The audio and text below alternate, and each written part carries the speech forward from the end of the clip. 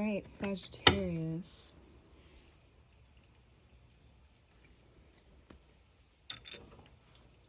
So you see, here's the next thing that came to me. And I think this is actually really vital, and I wish it was in the first part. But I do think that even if this is something to add on to everything I said, this could be something that's draining you completely. There could be someone in your life, this page could be showing up as a certain person, or you're choosing to be immature and ignoring this person and ignoring instead of putting up boundaries.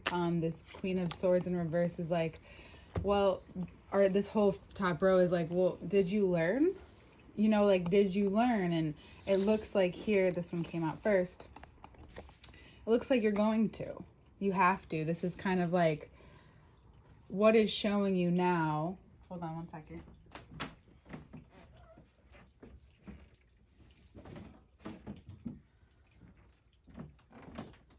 What is showing you now what's really important? Like whatever's been draining you. It could be just you unable to realize that this, whatever way you're approaching this, it's not going to work in the long run. And here's the cool thing about this reading. It's a very good sign of manifestation that this reading is the way it is. Because whatever's leaving your life now, whatever's burning out, whatever's making itself known is a part of the story and a part of how things fall into place. You're letting go. I think we talked about this before. You're moving out everything that doesn't work. These parts of you, those are my kitties, playful, you know? These parts of you, actually, hold on one second. I had something important plugged in. We don't want that falling. There are parts of you that need that in order to have what you really want. This could be totally clearing the air. And so this is what happens sometimes. If you don't put up your boundaries in the first place, or you just take everything at face value when you first meet someone, or when you're in the quote unquote honeymoon phases of meeting someone, or even friendships, and you don't show them who you really are. Like, for example, one thing in my friendships that's really important is flexibility, and complete transparency. In terms of like, a few of my closest friends don't, and I think you can understand this. Most Sagittariuses have people in their lives that aren't always super close by, or Sagittarius placements, I should say. And even if they are, here's the thing: if you're not feeling well, if you're not feeling up to it, if there's something going on, you're allowed to say no, even when it comes to that day. Right? So even if you're just showing this part of yourself now, yeah, the other person in a situation, or this other part of you internally, you might have a little bit of resistance or you might have like a little bit of like, well, why now? And it's been happening, but whenever we finally become fully aware of something, like, and have that aha moment, it's like almost like, why not? It's like, no, this has been making its way, and you'll see that throughout the course of the next 6 months. The course of the next, especially even a month, will be a very up close thing. So you're going to need to state this, because the alone time is so important. Even if you're carving out just a few moments of your day, whatever's happening, it's teaching you to receive. Because whenever we change in these ways, even if, and I'm even someone to make things that seem like a big deal to others not a big deal, but things that are a big deal to me sometimes are not a big deal to others, right? So some people may not understand, but what you can understand about yourself is that whatever's happening with you right now is because, and I've realized this with other people with Sagittarius placements this past year, you're doing it so that you're able to recover. This is like recovery time. You're doing it because you know that this is the better way to fall. You're doing it because you also have been confronted with this, and there's nowhere to go. You've been cornered. And now in order to build upon that, in order to bring it down to earth, but also make it steady like Leo. So if there's a Leo in your life, a Virgo in your life, those people, they're not shying away from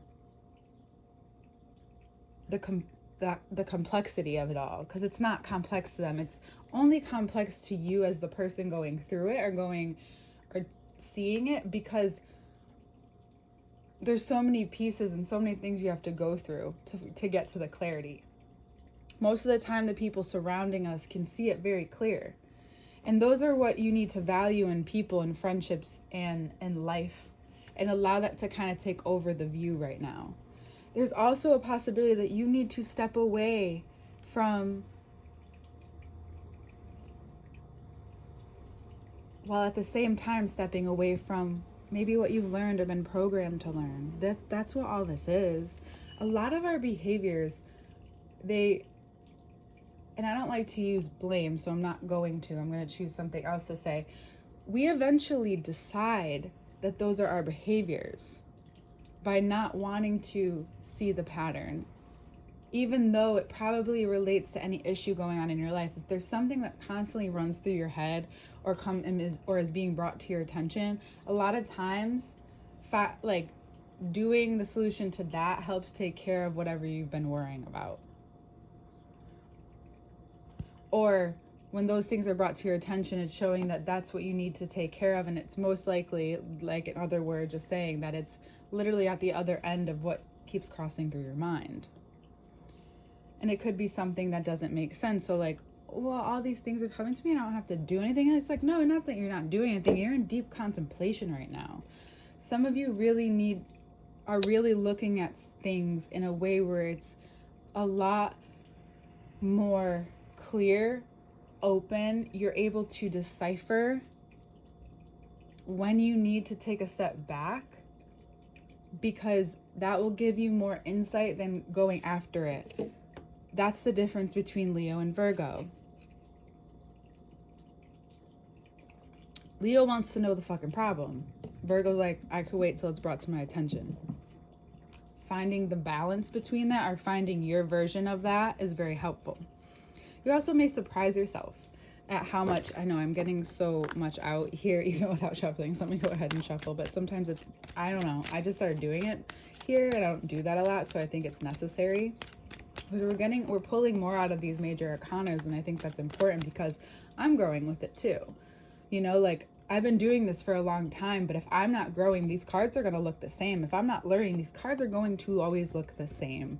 And it's important to, and I've lately found different things that I didn't see before, which is so crazy because I look at them so often, right? So even something that you've maybe been doing for a long time or been a part of for a long time, you need a fresh perspective. But that can't come externally, and that's very clear. This is all very internal towards Taurus season. After the eclipse on the 21st, 22nd, that's when everything kind of goes into super internal mode. Now, depending on also where Taurus is in your chart, you can take a look at that. Also, Libra and Libra and Aries. Maybe Aquarius is important to some of you because I haven't said that in any other reading as well. But I think something that becomes real for you is like, oh, the fruits are here. Like, I'm looking around and the fruits are here.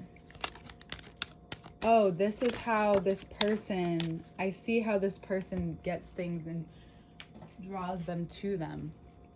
And it may make you realize like how hard you've been working, and how hard or how closely, or on something that's a problem that can't be solved in a fashion where you can just ignore it because you don't know, or speak it loudly because you do. This is the end to that. This is a huge ending. I'm just gonna put these on here because I don't think we're gonna pull too much more, but we want to pull, like, I'm giving you a little bit more because of how patient you guys were. I didn't get your reading out. I'm gonna do that with Capricorn as well, and Aquarius perhaps. So what's rounding out here, and I think you also should take a look at where Pluto is. Like, the death card didn't come out, but this all feels like Pluto. So I think that could be really, really important for you. And it's perfect that it's Mars in Cancer right now, and Venus just went into Gemini as I'm doing this, like I said before. So it's possible that it's just so much easier to process right now with certain things because it doesn't feel overwhelming. It just feels real.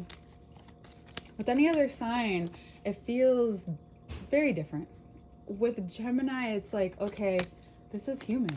Like, we're all just motherfucking humans chilling here, trying to do our own thing. And here, I don't know if I just spoke of the devil, but the devil didn't come out, death did.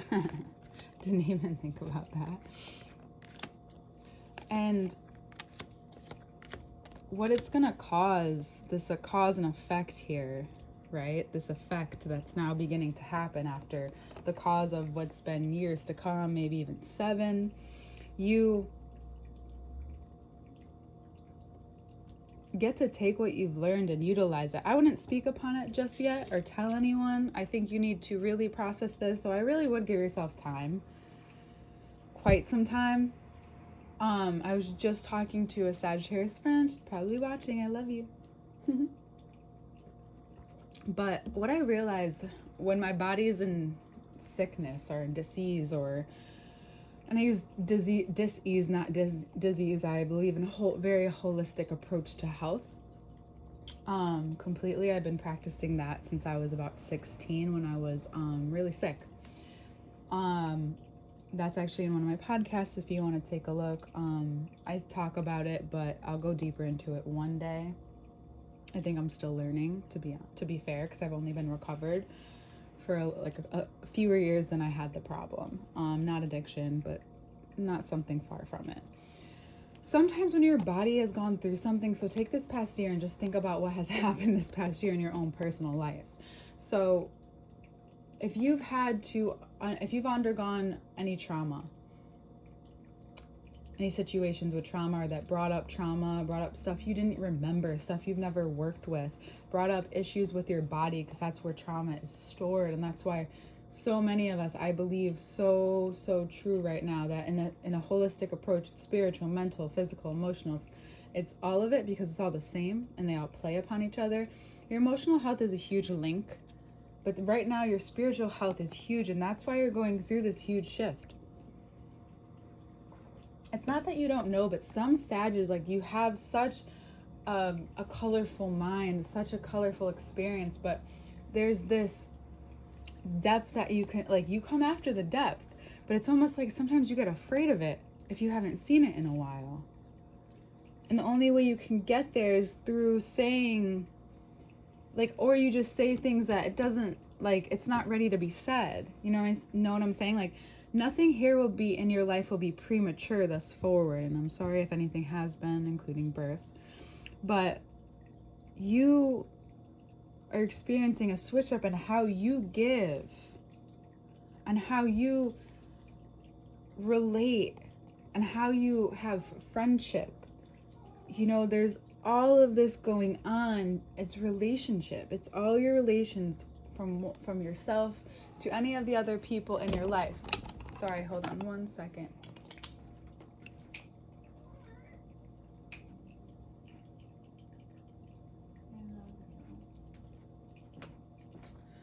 Sometimes one of my kitties, and I think this is relevant, doesn't realize he's like bullying the other kitty because they're just competing, or he gets jealous. And it's just because, like, he was used to being alone for a little bit. How do I think that's relevant? I think sometimes when we can feel, if you do feel alone, or if you're unsure of who's surrounding you or what you've received thus far, take it easy on yourself. You're noticing something huge in your life perhaps right now, and it could be that you need more rest because of this, because when your body goes through so much, or even your brain, and even those in school, like, that's a lot of work to be doing, especially if you're in school and it's my Libra lighter and you're working or whatever you're doing. Your body may need more rest or need more downtime in this time because it's healing. Well, we sometimes in this culture see too much rest as like depression or this or laziness, but it's not.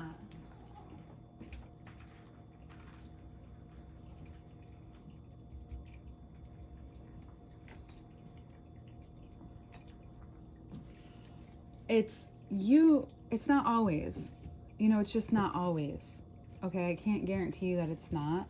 There have been I've heard many stories of someone just saying that I've heard someone specifically say that she slept for years until she felt better. It's sometimes the response. Depression is now known, and there's this wonderful doctor, Gabor Mate. I love him, or Mate. Excuse me if I'm saying that wrong. He has many, many talks, but he talks about anxiety and depression coming from trauma responses. I think it's the evolution of fight or flight or fawn or freeze. I think they all evolve upon each other and become a part of our life even more, and that's what I'm hearing.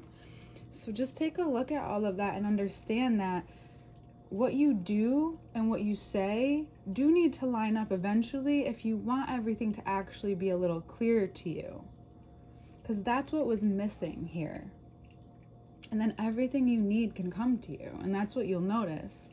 It may not be what you thought you needed or your ego thought you needed, but it's actually what you need to do to stay here in a place of abundance and to allow yourself to understand that whatever you're going through right now, whatever these changes are, and with these people, you'll be okay. You'll be able to receive what you've been given. And if you believe that, like divinely, like you'll get, the divine will come to you and meet you. You'll receive things that you will learn and you acknowledge, and it will stick with you forever. And thus you are your teacher. First and foremost. We're going to leave it there. I think we talked about a lot. We will see you next month, Sag. I love you.